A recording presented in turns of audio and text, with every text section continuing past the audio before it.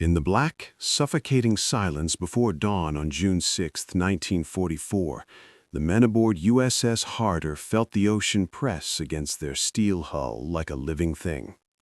The Pacific at night had a way of swallowing all sound, all light, all certainty, leaving only the low hum of diesel engines and the uneasy thrum of beating hearts. Commander Samuel David Dealey stood alone in the conning tower, the faint glow of radar screens and instrument lamps flickering against his face. He had slept barely 3 hours in the last 2 days, but exhaustion wasn't a luxury he could afford. Not here, not now, not while hunting destroyers in waters where mistakes lasted less than a heartbeat. The message had come at 0120. A Japanese destroyer group was approaching Tawi-Tawi, sweeping the area with active sonar. Most submarine captains would run. Protocol demanded it. Training insisted on it, and logic all but screamed it. Destroyers were built to kill submarines. But Dealey wasn't like most. His crew had sensed it from their first patrol. The man carried silence the way others carried weapons. Sharp, decisive, deadly. And he had already done the unthinkable twice during this patrol. He had charged destroyers head-on and survived. Now, as he studied the radar scope, he realized the impossible was happening again. 3 destroyers, fast, aggressive, moving in a line-abreast formation that left almost no room to hide. It was the kind of search pattern designed to force submarines to panic, dive deep, and prey. "Contact closing," the radar operator whispered behind him, his voice barely steady. Dealey didn't respond right away. His thoughts moved inward to that quiet place in his mind where instinct and calculation met. He pictured the destroyer's captains, tired, overconfident, certain that any American submarine would flee at first ping. They had no idea Harder carried a commander who believed something radically different. The closer the danger, the clearer the shot. "Battle stations," Dealey finally said.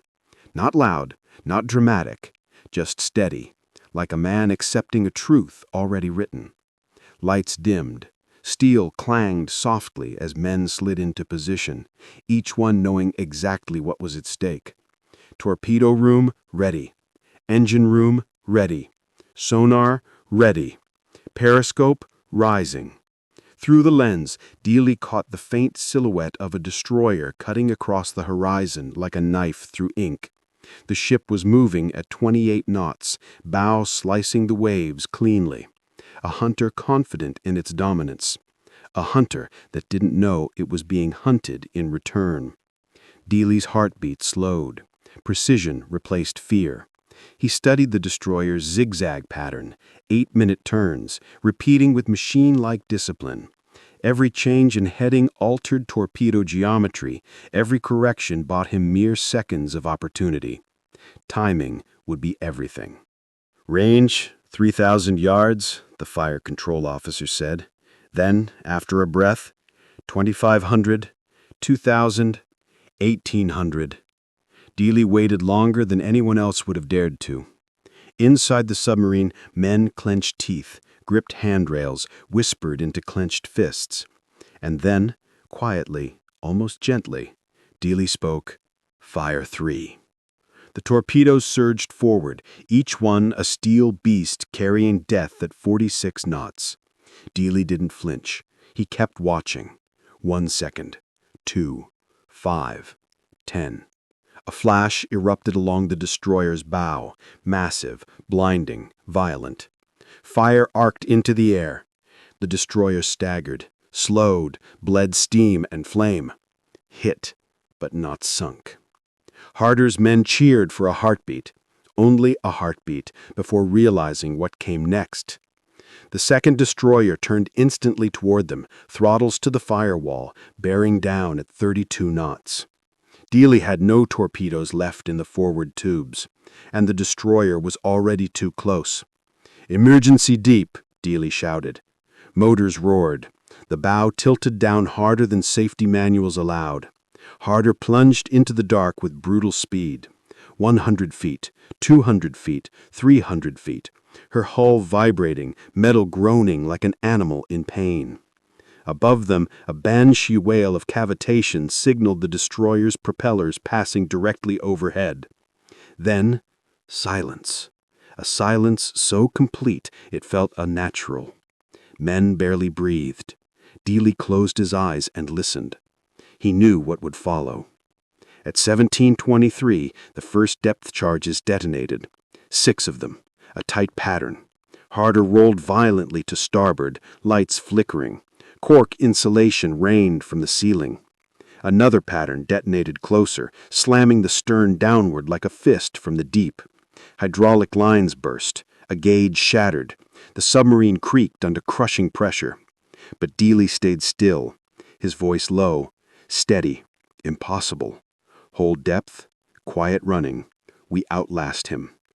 90 minutes, 42 depth charges. Every blast a coin toss with death. And then, finally, the destroyer withdrew. Harder survived, battered, scarred, but alive. Dealey didn't smile. He didn't celebrate. He simply looked at the clock, breathed once, and said, "Come about, we're not finished." Harder surfaced just after midnight, her conning tower breaking through the warm June air like a wounded predator coming up for breath. The ocean around her was ink black, the sky moonless, and the horizon empty. A fragile moment of stillness after the punishment she had taken. Commander Samuel D. Dealey stepped out onto the bridge, inhaling the salt-heavy wind. He felt the deep ache in his ribs from where he had braced himself during the worst of the depth charge attacks. But he forced the pain aside. Somewhere out there in the darkness were more destroyers hunting him. Somewhere out there was another opportunity to strike first. He knew what his superiors expected: withdraw, regroup, report the kill. That was how submarine doctrine worked. 1 destroyer sunk? Good. 2, exceptional. 3, practically impossible.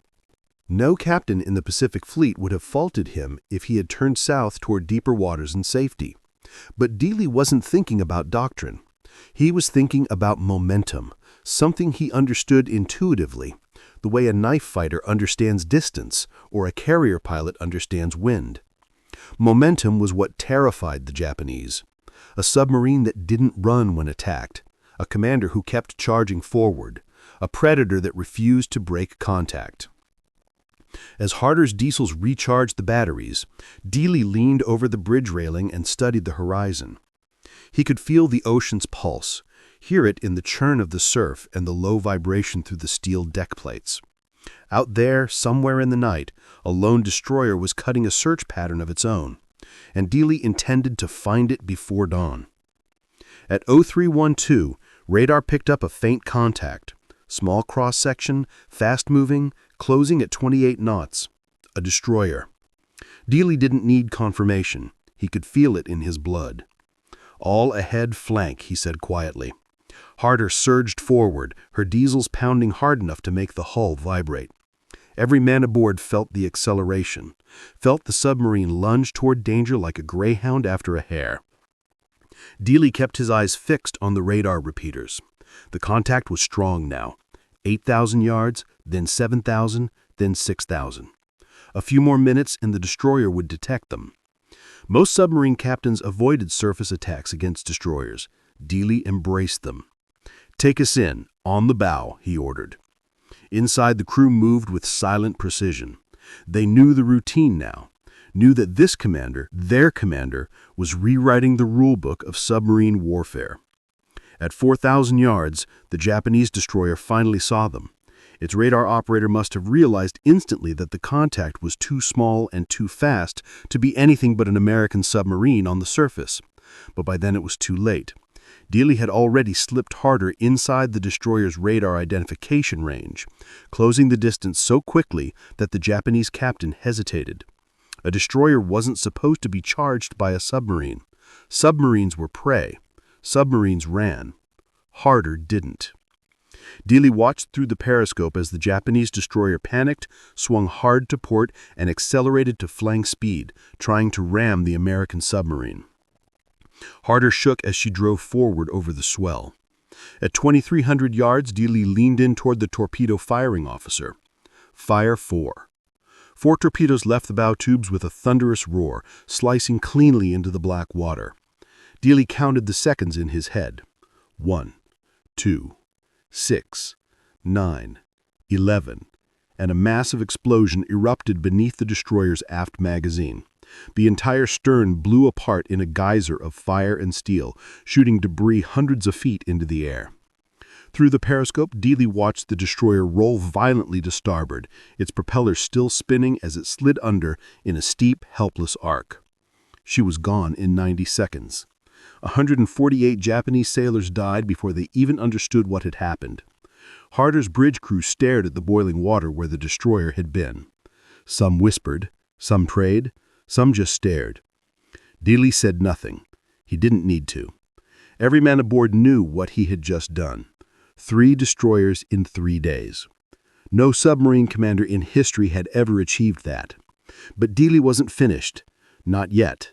Not as long as fuel remained, not as long as Japanese destroyers were still in these waters. Harder submerged immediately. The air inside the boat grew warm and stale as the submarine slipped beneath the thermocline, hiding from the patrol planes the Japanese would send to investigate the explosion. Sonar pings echoed through the hull, faint at first, then stronger. Another destroyer was coming. Maybe more than one. "Let him come," Dealey murmured. It wasn't bravado. It was calculation. The more destroyers they sent, the more he could sink before they forced him to withdraw. By 1400 hours on June 9th, the Japanese commander, Admiral Ozawa, had received the reports. First, Minazuki. Then, Hayanami. Now, yet another destroyer. All sunk by the same American submarine. Ozawa was furious. Furious enough to pull 8 destroyers from escort duty and form hunter-killer groups specifically to track down Harder. That single decision would, within days, alter the timing of an entire fleet's movements. But Dealey wasn't thinking about doctrine. He was thinking about momentum, something he understood intuitively, the way a knife fighter understands distance or a carrier pilot understands wind. Momentum was what terrified the Japanese. A submarine that didn't run when attacked, a commander who kept charging forward, a predator that refused to break contact.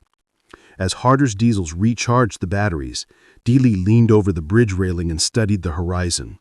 He could feel the ocean's pulse, hear it in the churn of the surf and the low vibration through the steel deck plates.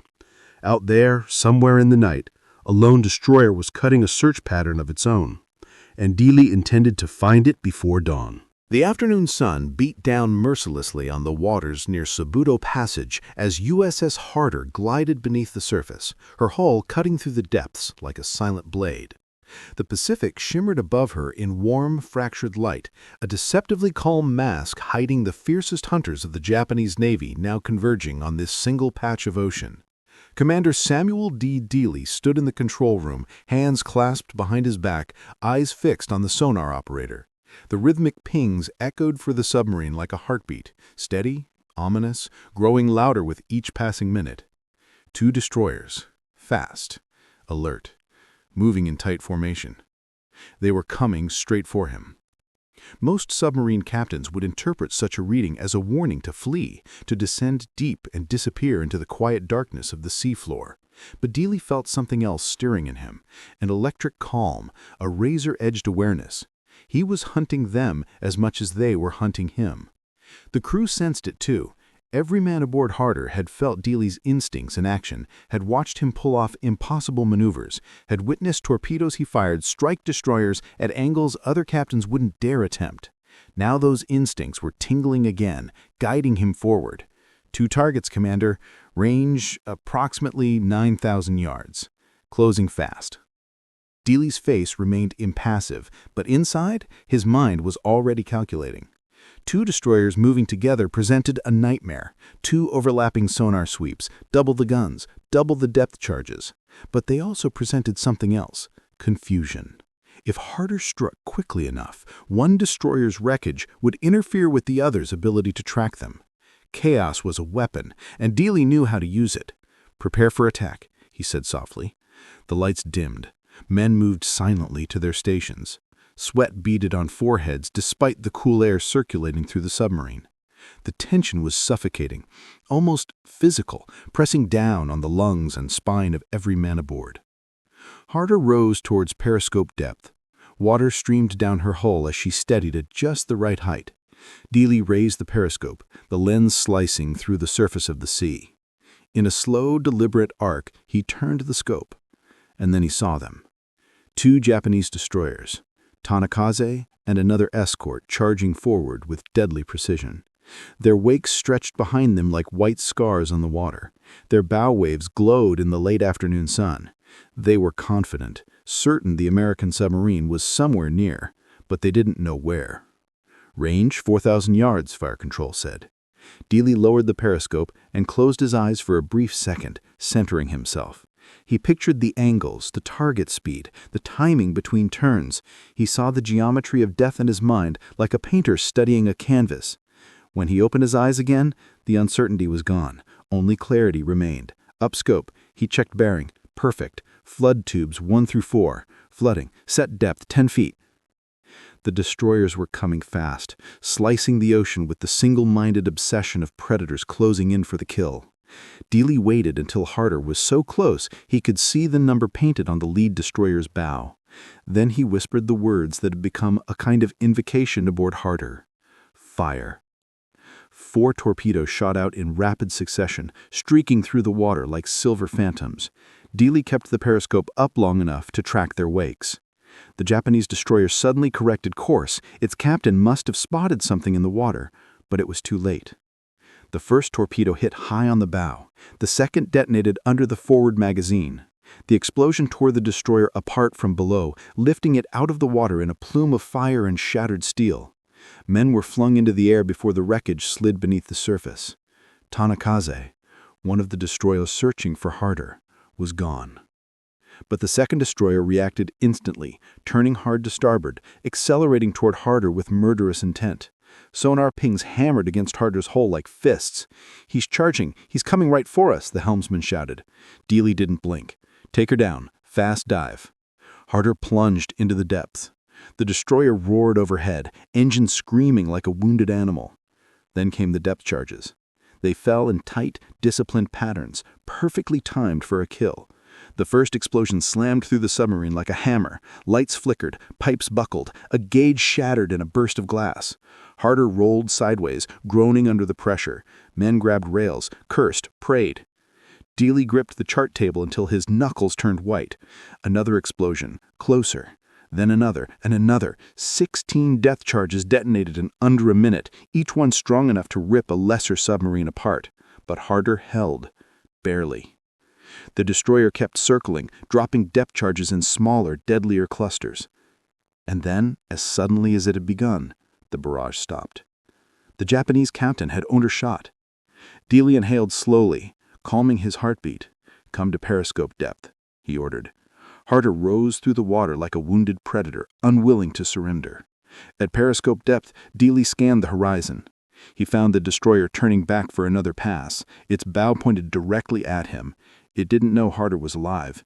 It didn't know Harder was ready. "Prepare aft tubes, set spread for down-the-throat shot." The most dangerous shot in submarine warfare, a shot with almost no margin for error, a shot Dealey had already mastered twice.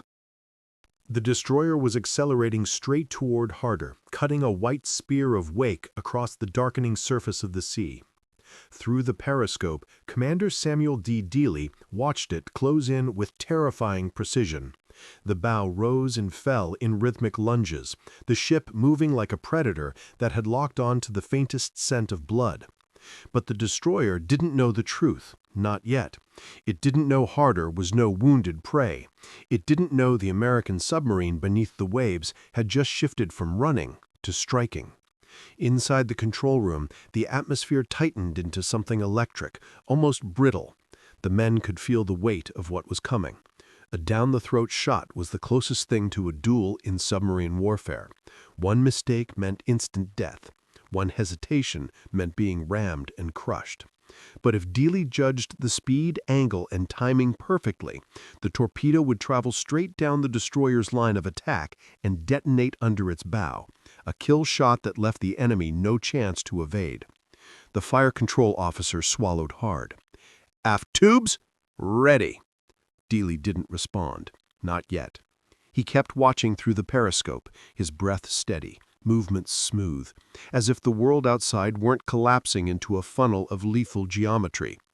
The destroyer grew larger in the lens, its hull cutting the surface with the raw energy of a charging beast. He could see men on the forward deck now, tiny shapes scrambling, preparing depth charges, shouting over the roar of the engines. They had no idea they were racing directly into the crosshairs. "Range? 2,000 yards!" the control officer announced. Dealey lowered the periscope for a moment. Around him, the men watched him with a mixture of trust and fear. He could feel their faith pressing against him like a living force. They would follow him wherever he led them, into any fire, any ocean trench. That faith carried weight, a weight he refused to betray. He raised the periscope again. The destroyer's bow now filled half the lens. "Range? 1,500 yards!" The water around Harder vibrated from the enemy's propeller wash. The destroyer was closing too fast for a clean broadside shot. Dealey didn't want a broadside. He wanted the shot that would break their formation, break their morale, break their hunt. "Aft tubes 3 and 4, set depth 10 feet, he whispered. His voice was calm, too calm, the kind of calm found in men who had made peace with whatever came next. "Range, 1,200 yards. The destroyer was practically bearing down on them now. Any closer and the torpedo's detonator might fail to arm. Any further, and the destroyer would have too much room to dodge.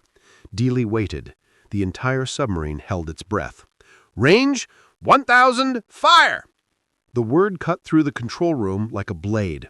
2 torpedoes launched from Harder's stern, their propellers leaving twin trails of silver bubbles racing directly into the destroyer's path. Dealey kept his eyes fixed on the periscope. Seconds seemed to slow, stretching into long, fragile threads. The destroyer did not turn. It did not evade. It kept charging, engine screaming, bow slicing straight into the torpedo's trajectory. Then the ocean erupted beneath its forward magazine. A column of fire punched upward, engulfing the entire bow in a roar of flame. Steel plates ripped away like paper. Men were thrown into the air, silhouettes against the explosion, before vanishing into the smoke. The destroyer's bow vanished, gone in an instant, its shattered remains folding beneath the weight of the ship's forward momentum. The vessel jerked hard to starboard, then capsized at terrifying speed, sliding into the sea bow first, stern rising straight up like a tombstone. It sank in under 30 seconds. Inside Harder, the men exhaled in a ragged wave. Some cursed in disbelief, others whispered prayers, a few simply stared, stunned by the violence of what they had just witnessed. Dealey didn't celebrate, he only lowered the periscope and listened. To the dying rumble of the dying destroyer, to the faint crackle of breaking bulkheads, to the eerie quiet that follows death at sea. 4 destroyers, 4 kill shots. 4 times he had defied the Japanese Navy in close-quarters combat they believed submarines could never win. But Dealey was not finished, not while fuel and torpedoes remained. He turned to the helmsman. "Come south, 1/3 speed." "Commander?" asked the helmsman, unsure. Dealey stared into the dim lights of the control room, his expression unwavering. There will be more. And he was right. Less than 12 hours later, Harder would cross paths with the destroyer Shigure, one of the most battle-hardened ships in the Japanese fleet. The hunt was far from over. Dawn on June 10th crept over the Sulu Sea in a muted haze of gray and amber, the kind of fragile morning where even the wind seemed hesitant to disturb the water. USS Harder moved silently beneath the surface, her steel frame groaning softly as she adjusted trim. The men were exhausted, running on little more than adrenaline and muscle memory, yet no one complained. 4 destroyers had fallen in 4 days. But Dealey knew the ocean wasn't finished with him, and he wasn't finished with it. At 06:17, sonar registered a new contact, faint, rhythmic, purposeful. A single destroyer, moving with confident, disciplined patterns. Not a panicked hunter like the ones before, not a rookie escort. This one moved like a veteran. "Range 10,000 yards. Closing," the sonar chief murmured. Something about the cadence in his voice made the men look up. Dealey stepped to the console. "Can you mark the screws?" The sonar operator adjusted his headset, listened carefully, then frowned. "Yes, sir. Definite 3-blade signature. Light, high-frequency whine. That's Shigure, Commander." A heavy silence fell over the room. The name was infamous. Shigure, the Lucky Destroyer. The ship that had survived battles where entire Japanese squadrons were wiped out. Torpedoes had missed her, bombs had failed to detonate, mines had detonated late. Rumors whispered through U.S. submarines that she was cursed, or blessed. But the men aboard Harder didn't believe in luck. They believed in Dealey. The commander studied the chart table. Shigure was running a predictable patrol route, sweeping between Tawi-Tawi and the open sea. That meant she was covering something larger, something important. Every instinct told him this destroyer wasn't alone. It was the tip of a spear. "Battle stations," Dealey said, voice low. The order rippled through the submarine. Men snapped into motion, faces tight, movements precise. They were drained, but razor-focused. Harder rose toward periscope depth again. Above, the first rays of sun washed the sea in pale gold. Dealey lifted the periscope, scanning. There, cutting through the water with unmistakable confidence, was Shigure, sleek, fast, sharp. The destroyer's bow wave pulsed with aggression. She wasn't searching blindly. She was daring an enemy to appear. "Range 6,000 yards, fire control said. Dealey narrowed his eyes. The destroyer was zigzagging with uncanny timing, turning at perfectly spaced intervals. She was anticipating submarine threats, which meant her captain was better trained, or warned. "Prepare forward tubes," Dealey ordered. But something tugged at him. The timing was wrong. Shigure's pattern was too controlled, too measured, like she wasn't simply patrolling. Harder's bow drifted a few degrees. Dealey adjusted his periscope angle, scanning the opposite side of the horizon.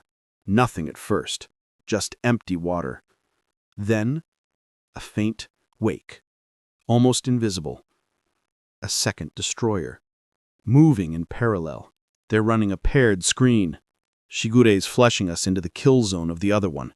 The crew tensed. The tactic was deadly. One destroyer drives the submarine into the kill zone of the other. It meant these were not ordinary escorts. They were trained submarine hunters. Dealey did not retreat. Instead, he whispered the words no one expected. "We'll take Shigure first." Harder angled forward, closing the distance. At 3,500 yards, Dealey raised the periscope again. He saw Shigure's guns, her full arsenal, swiveling across their arcs like the eyes of a stalking predator. She wasn't guessing anymore. She sensed them. "Range 3,000 yards, the fire control officer said. "Angle on bow, 085. "Perfect." Dealey breathed out, slow and controlled. His ribs ached. The bruises on his shoulders throbbed from hours braced against shockwaves. But his mind was clear. Fire 1. The torpedo streaked out.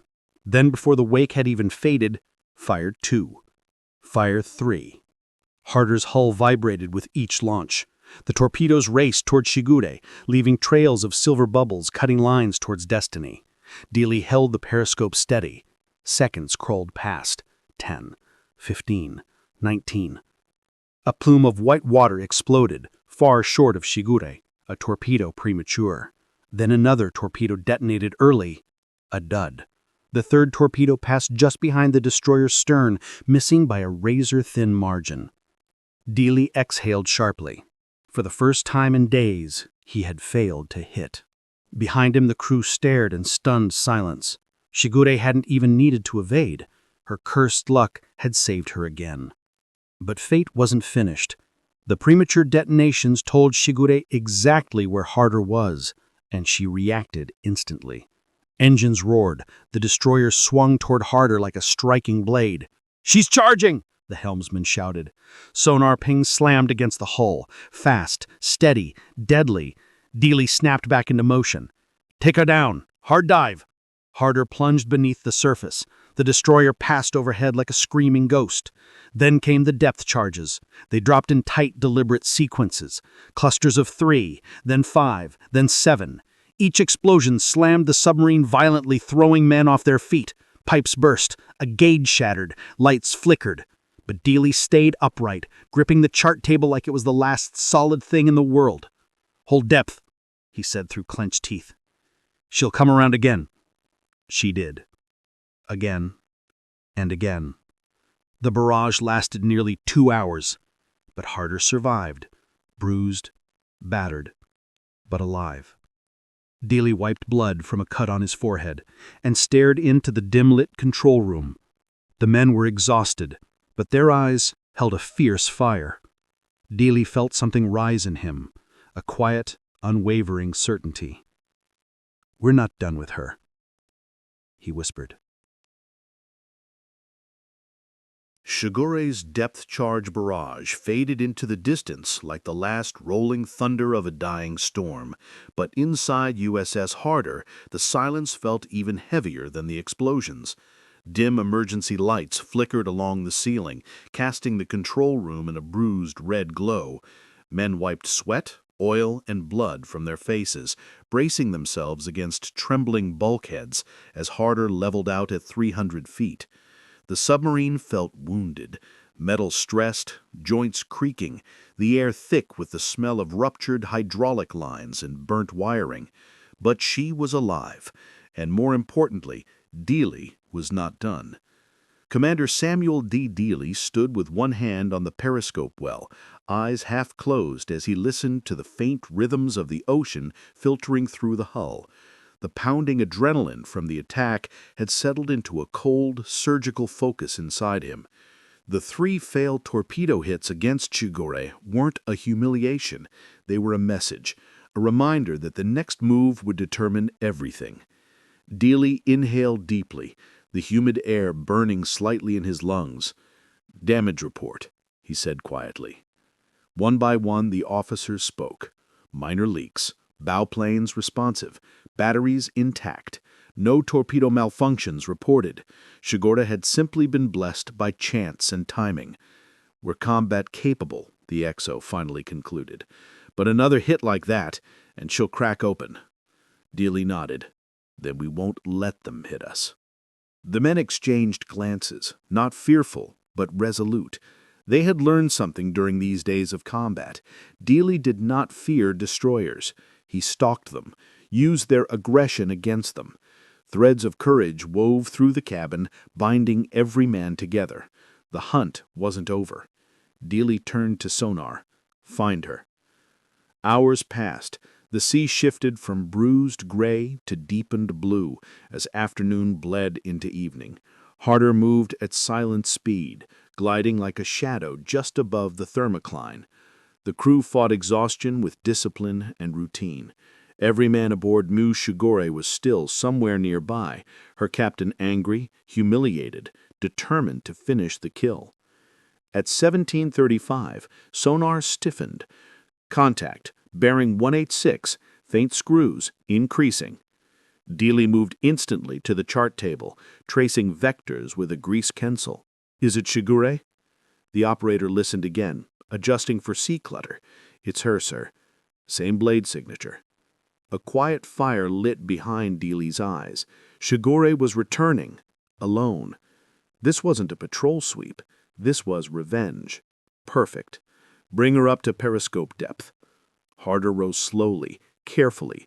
At 58 feet, Dealey raised the scope.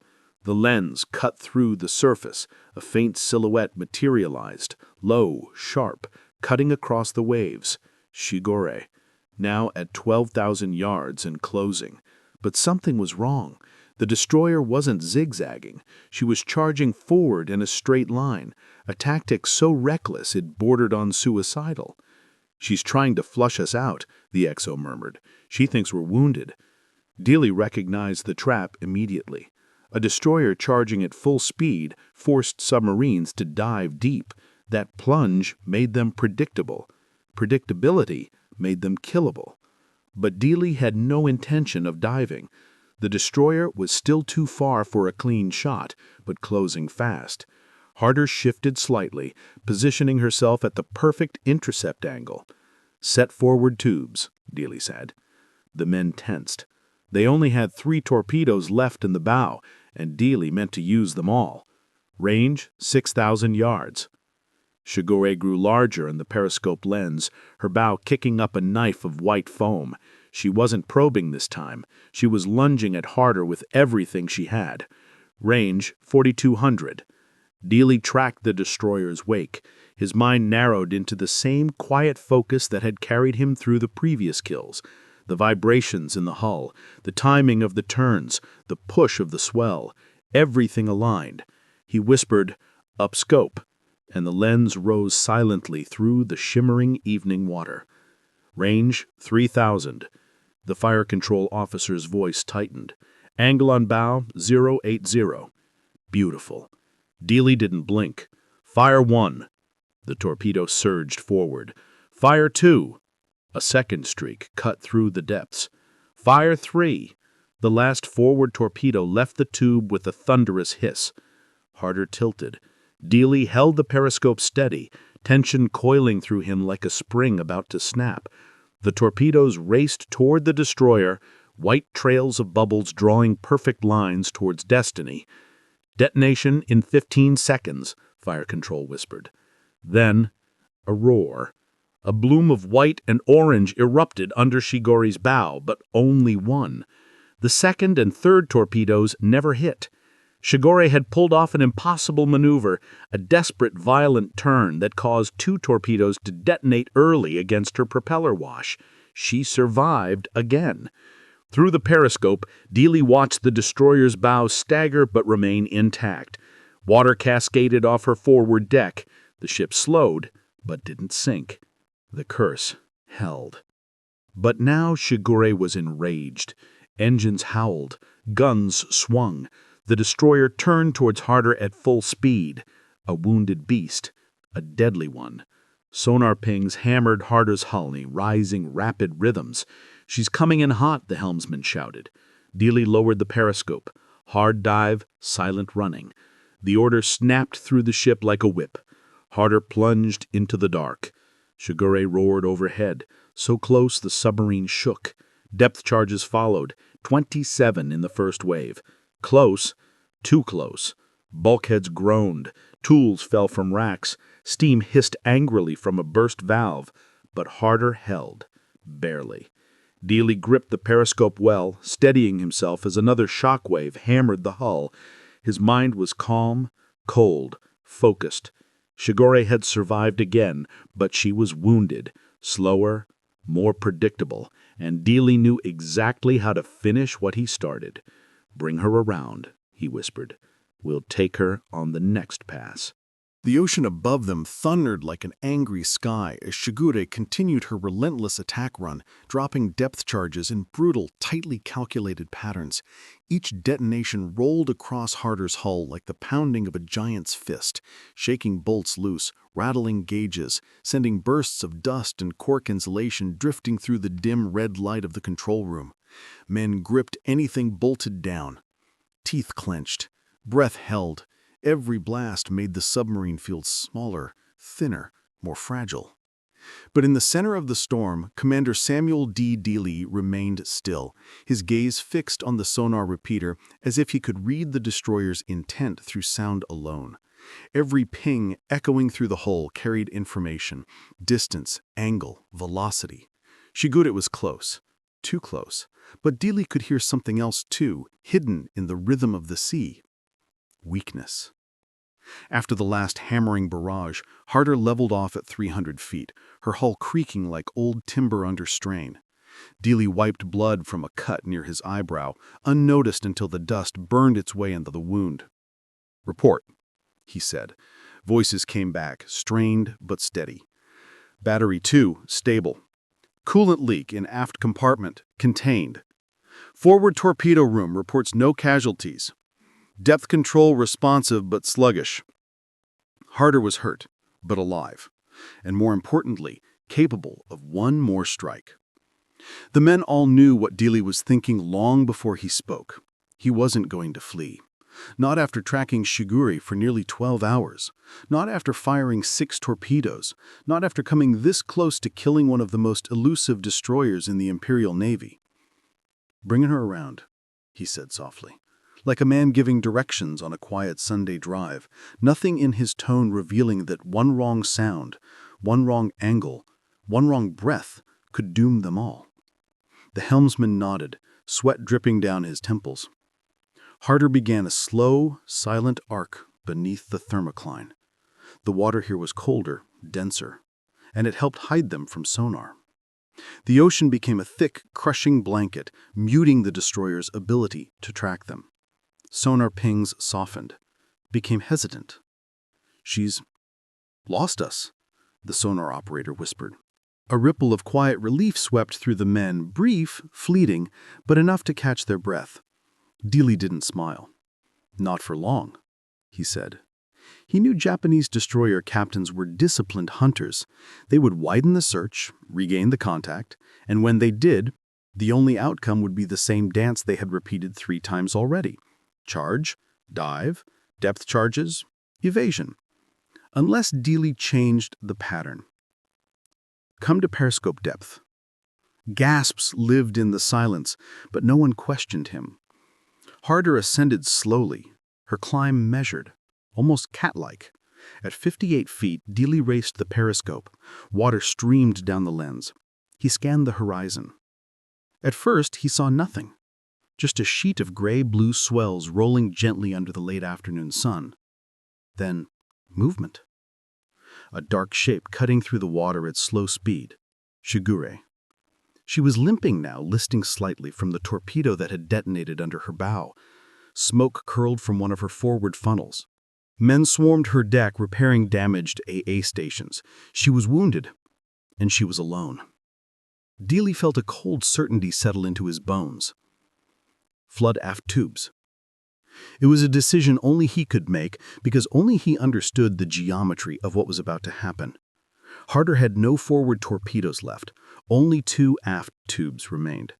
That meant Harder would have to attack while moving away from the target, a backward shot, a shot requiring exact alignment, perfect timing, and nerves carved out of steel.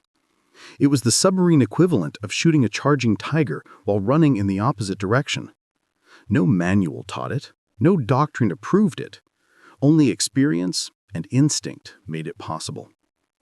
Dealey watched the destroyer through the periscope, studying every shift in its wake, every tremor in its bow wave.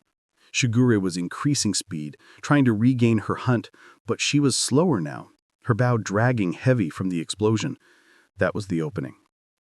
"Helm, come right 10 degrees. Right 10. All stop." The Harder glided, momentum carrying her gently into the perfect firing angle, directly ahead of Shigure's line of advance.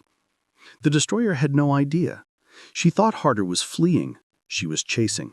And in chasing, she ran straight into position. "Aft tubes ready," came the whisper from the torpedo room. Dealey raised the periscope one last time. He locked onto Shigure's bow. It was coming fast, too fast. He exhaled, slow and deliberate. All sound in the submarine fell away. Men held their breath. "Fire!" One torpedo leapt from tube 3. Dealey didn't wait. "Fire again!" The second torpedo shot out like a silver knife. Harder lurched from the backward recoil. Dealey tracked the torpedo's wakes. They curved gently, beautifully, merging into the destroyer's path. Shigure kept coming. No evasive maneuver, no change in course. The crew aboard her didn't know death was racing straight into their jaws. 10 seconds, fire control whispered. Dealey braced himself on the periscope well. 5, 3, 1. A towering eruption of water and fire blasted upward beneath Shigure's stern. The destroyer rose out of the water, her propellers spinning uselessly in the air before disappearing into the heart of the explosion. A second blast tore through her keel. The destroyer broke apart in under 15 seconds. By the time the smoke cleared, nothing remained but oil, debris, and scattered bodies drifting on the waves. Inside Harder, no one cheered. The silence was too deep, the moment too heavy. They had just sunk a legend. The lucky destroyer, the one nothing had ever touched. And now she was gone. The sea was eerily calm in the minutes after Shigure vanished beneath the waves, as if the ocean itself paused to acknowledge the fall of a ship that had survived every battle thrown at it, until it crossed paths with Commander Samuel D. Dealey and the USS Harder.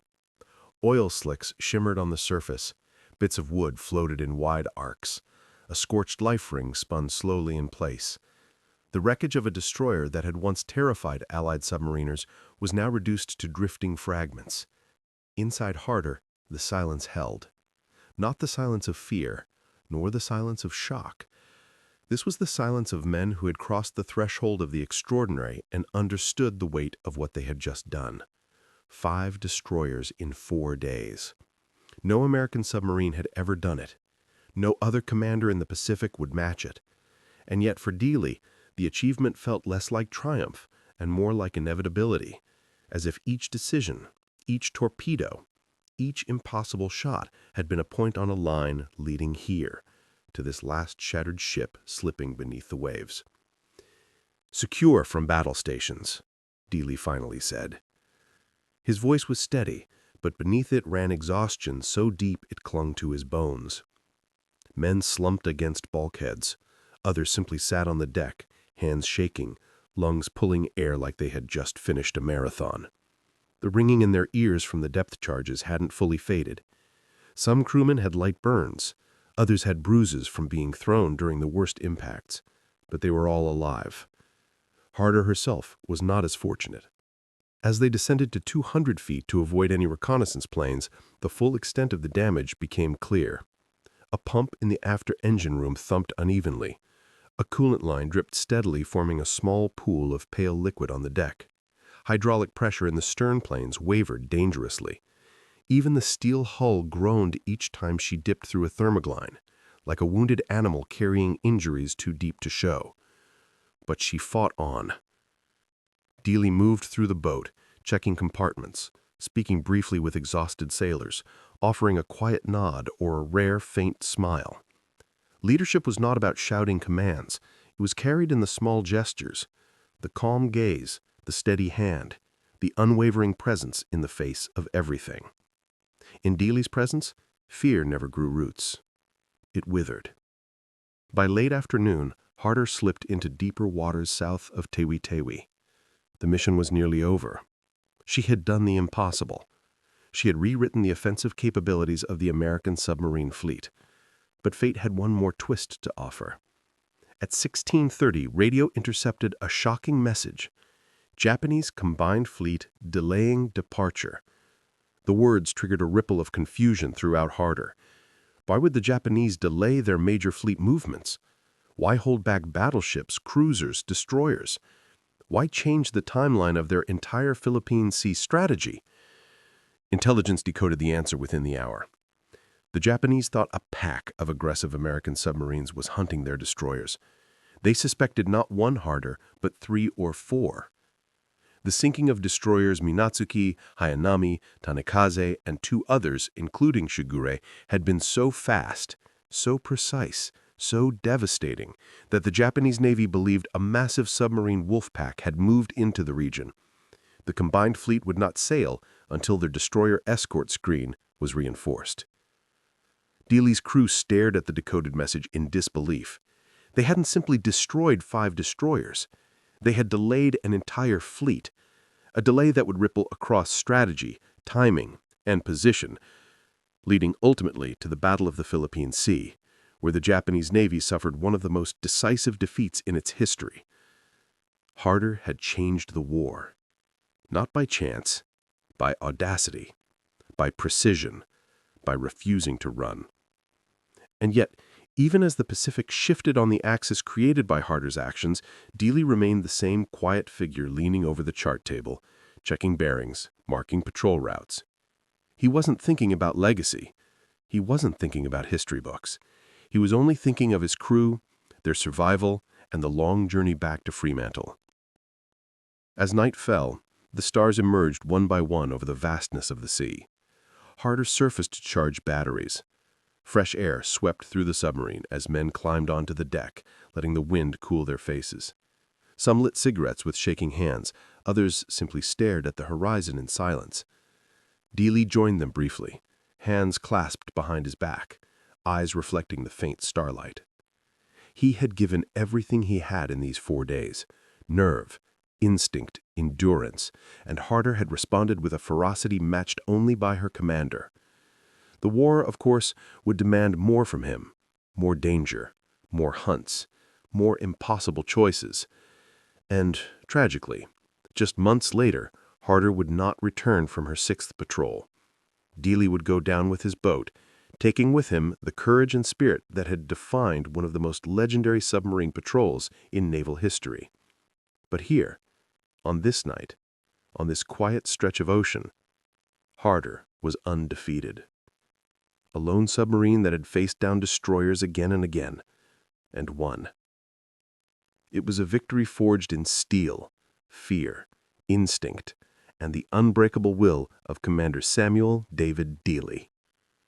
And for one brief, brilliant moment, the Pacific belonged to him.